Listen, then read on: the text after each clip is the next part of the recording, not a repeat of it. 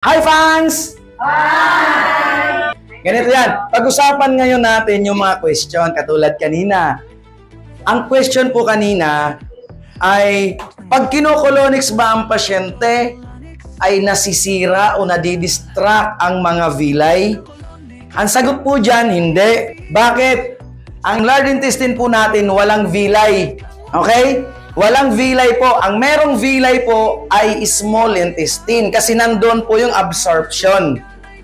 Ang ating large intestine po, ang trabaho po niyan ay to absorb salt, water, and to develop stool or poops. Yung waste. Di ba? Ganyan po yan. Ngayon, ganito po.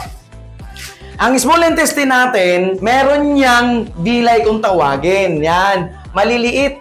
Ang purpose ng villi para mag-absorb ng nutrients, vitamins, and minerals. Okay po?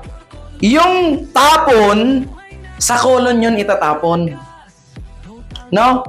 Yung tapon na yan, idudumi natin yan. Kapag hindi natin na idumi yan, ano mangyayari? Kakatas. Yung lason, i-absorb uli sa katawan natin through bloodstream, hindi na villi. Kuha nyo po?